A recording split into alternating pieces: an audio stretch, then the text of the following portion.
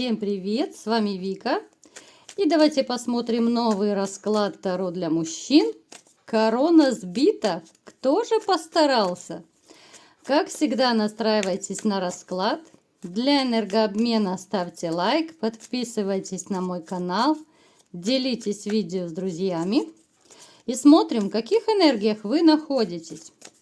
Кто хочет записаться на личный расклад ко мне, либо же сделать диагностику негатива, телефон под видео, пишите. Итак, смотрите, и сразу же по дьяволу у нас выходит, что реально у кого-то из вас может быть тот самый пресловутый негатив, о котором я говорила. Да, здесь любовная магия, здесь может проигрываться ситуация, что вас развели. Именно развели с помощью негатива, когда делаются отвороты, когда делаются подклады. То есть это разная черная магия. Есть много видов магии. Поэтому, если вы кто-то замечаете за собой, что что-то происходит, да, может быть самочувствие не такое, может быть вообще какая-то черная полоса, да, может быть личная жизнь не складывается. Здесь лучше сделать все-таки диагностику, тем более, что по дьяволу очень часто это показывает негатив. Далее. В вашей жизни присутствует, либо же присутствовала, у кого-то проиграется, однозначно измена. Те, кто сейчас находится, допустим, в отношениях, поскольку меня смотрят разные люди, да, вот разных статусов, и женатые, может быть, и не женатые, которые на грани разрыва, может быть, пары есть, то смотрите, здесь однозначно проигрывается измена.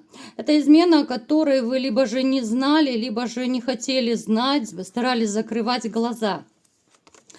Далее, смотрите, проигрывается ситуация, когда, несмотря ни на какие преграды, вот то, что было в вашей жизни, да, очень много переживаний, очень много страданий, все равно вы настроены на будущее. Это такая ситуация, когда, знаете, вот говорят, настрой на позитив. Я сама всегда говорю, настраивайтесь на позитив. Вы живете будущим. Вот как-то о прошлом вы не хотите даже вспоминать. Да, периодически, конечно же, мысли мы не можем выключить. Периодически воспоминания бывает нахлынут, да, можете и взгрустнуть, можете и поностальгировать. Но, в принципе, вы живете будущим.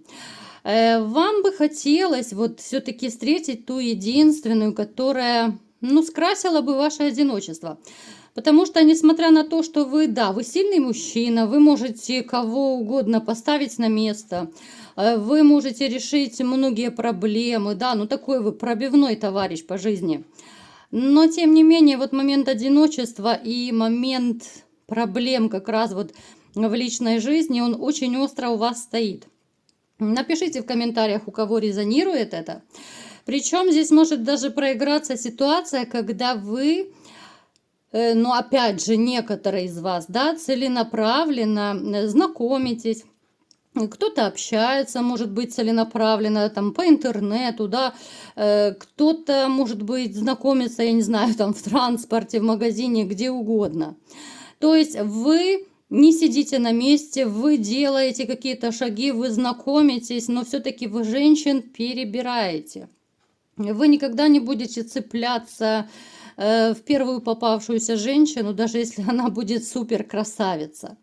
Вот у вас очень такой острый, тонкий подход к выбору женщин. Но это реально кастинг можно назвать, потому что помимо внешности для вас важны и обычные такие женские, да, наверное, человеческие качества. Верность, порядочность, хорошая хозяйка, да. То есть для вас еще немаловажно, как женщина будет относиться, допустим, к вашим детям от первого брака, у кого вот есть дети, то этот вопрос тоже для вас остро стоит, потому что, от детей вы никогда не откажетесь. Дети – это святое.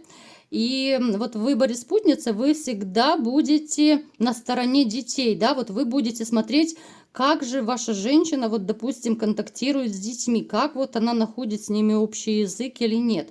Поэтому этот момент тоже немаловажен. Далее. Смотрите, вы, знаете, как будто стоите перед, перед принятием какого-то вот важного для вас решения, что ли.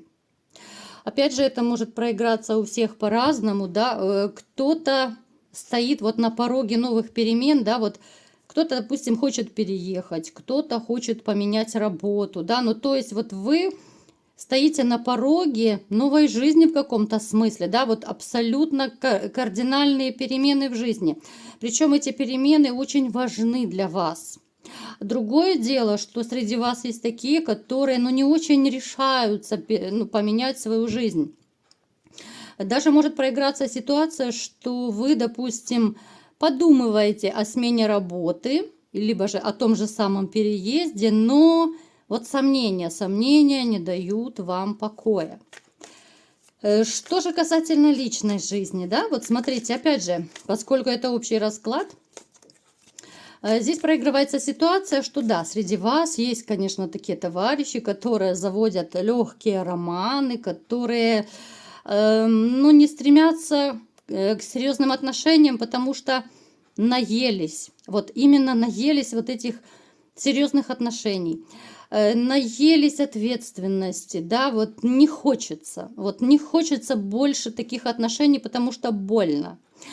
Вот эти вот романы, опять же, я еще раз подчеркиваю, это у некоторых из вас, потому что, как вы понимаете, разные мужчины смотрят. Вот эти вот отношения, это, как знаете, ну какая-то легкая такая отдушина, что ли. Потому что серьезные отношения вас в каком-то смысле пугают. В каком-то смысле, ну, вы для себя приняли решение, что лучше я буду один и крутить романы, чем я буду с кем-то жить, а потом мне сделают больно, да? Ну, то есть такой момент есть. Далее, другие же из вас, которые не крутят романы, да, вот я рассказываю разные варианты, вы все-таки нацелены на новые отношения, на серьезные отношения. Но опять же пресловутый страх, опять же те же самые сомнения, да, о которых я только что вот говорила, они вам порой не дают покоя. И получается, смотрите как, ситуация, вроде бы вы знакомитесь, вроде бы вы не прочь новых отношений, да, я уже не говорю о браке, хотя бы стабильные отношения. Но вот эти вот тупики, да, которые у вас есть в голове, ну, так сказать, тупик, да, вот иногда вы себя в ступор загоняете своими мыслями, своими сомнениями, именно вот сомнения по поводу вранья. А вдруг я познакомлюсь, а вдруг я влюблюсь, и мне снова сделают больно. Поэтому это чистой воды, ребят, это иллюзия, это накручивание себя, это защитная реакция, которая очень часто у нас выпадает в раскладах. Поэтому не накручивайте себя, постарайтесь все-таки понять, что все женщины разные, абсолютно разные. Даже если вы обжигались 1 раз, 2 раза, может быть 3 раза кто-то обжигался, да, но это не значит, что все последующие женщины, которые будут в вашей жизни, они будут делать вам больно. Это абсолютно не значит.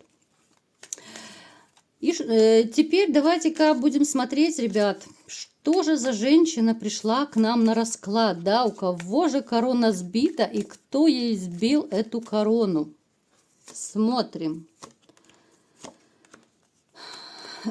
Это женщина, которая как раз и есть изменщица.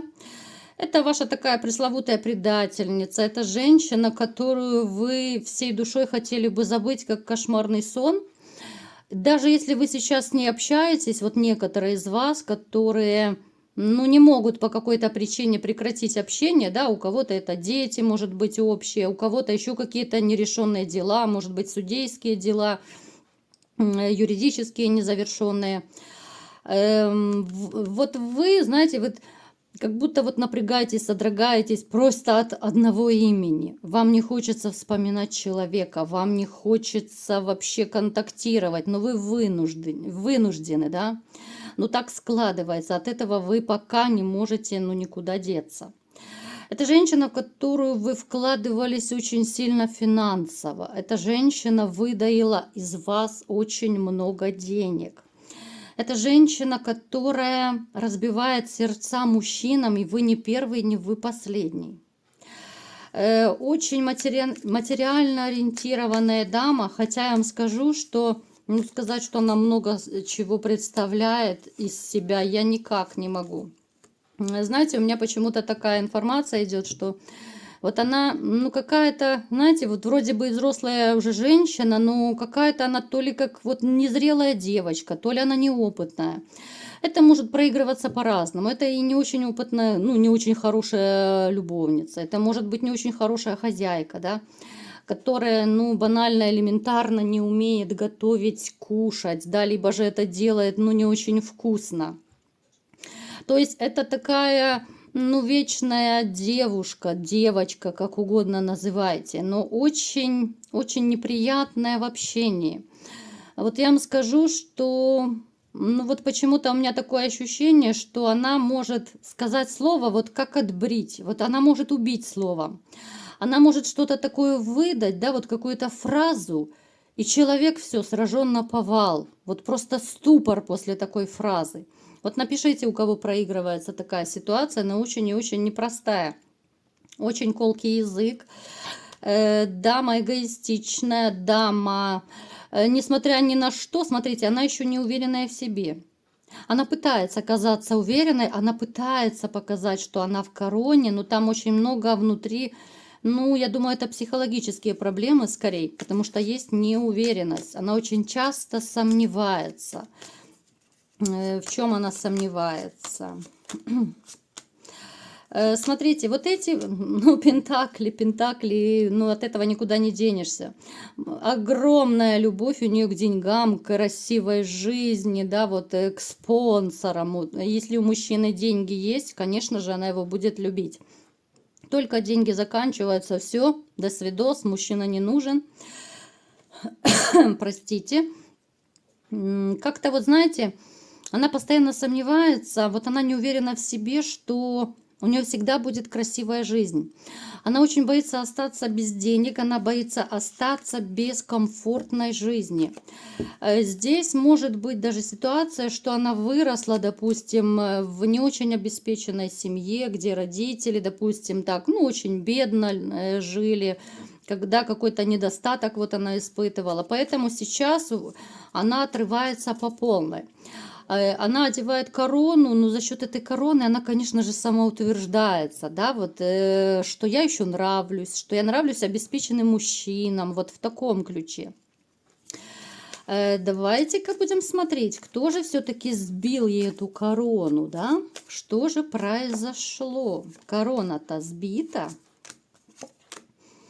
Ей не хватает любви. Смотрите, несмотря на то, что она сама по себе, она человек очень такой несчастный внутри, ну, в душе, да. Она глубоко несчастная, потому что помимо того, что она неуверенная в себе, она боится остаться еще и без мужчин.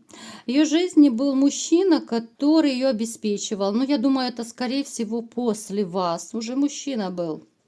Он денежный, он обеспеченный. Мужчина, который, ну, в общем-то, довольно неплохо стоит на ногах. Она имела на него большие виды, она думала, что, ну, это чуть ли не до конца жизни будет такой вот спонсор. Но не сложилось. Почему мужчина ее бросил? Почему мужчина бросил? Давайте смотреть. Потому что она наставила ему рога еще с одним. Причем она наставила рога ему с женатым мужчиной, у которого есть семья. Он где-то находится на расстоянии, но это такие, знаете, встречи, ну, допустим, где-то там в гостинице, когда снимают квартиры, допустим. То есть она хотела убить двух зайцев, да, вот как говорят, побежишь за двумя зайцами, ни одного не поймаешь. То есть она хотела побежать за двумя мужчинами, хотела, ну, как бы двойную плату от них получить. Хотела иметь двух спонсоров параллельно, но это не получилось. Вот этот мужчина, который ее послал далеко и надолго, он узнал о том, что она ему изменяет. Он ее послал куда подальше, и теперь, конечно, она убита, разбита. Теперь корона сбита, но я думаю, это, знаете, на какой-то небольшой период эта корона сбита, потому что, ну, я думаю, она перышки отряхнет и пойдет дальше искать свободного мужчину. Просто потому что вот этот женатик, который у нее временный, да, он не будет долго с ней. Это чистой воды иллюзия, нет. Она останется снова одна, она снова должна будет идти на поиски нового спонсора, в новую жизнь, да. Но проигрывается очень такое, знаете, ну реально депрессивное состояние, что ли. Вот она как будто, знаете, потерялась. Она в тупике, она не знает, как двигаться. Вот реально, как будто ей лопатой сбили эту корону. Вот она не знает, где же теперь очередного спонсора найти, найдет ли она его, когда она его найдет, да? Получится ли у нее денежки выбить из этого спонсора, потому что помимо того, что нужно найти мужчину, ну еще как-то нужно как минимум ему понравиться, да? Поэтому здесь такая ситуация, что не до короны. Немножко ее, вот эта ситуация с мужчиной, да, она ее опустила на землю. Вот такая вот королевишна, она опустилась на землю. Вот корона сбита, и она реально вот разбита. Я пока не вижу в ближайшее время у нее каких-то новых отношений. Она очень расстроена по этому поводу, потому что, ну, пока никаких претендентов нет.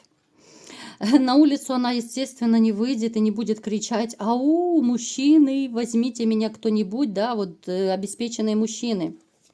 Они не будут к ней, как мотыльки на огонь, слетаться. Поэтому здесь такая ситуация, что ее, знаете, причем вот этот мужчина, который ее киданул, он как-то вот некрасиво ее бросил. То ли какие-то вот фразы мог ей сказать, какие-то унизительные, да, вот он ее опустил ниже плинтуса перед тем, как послать куда подальше.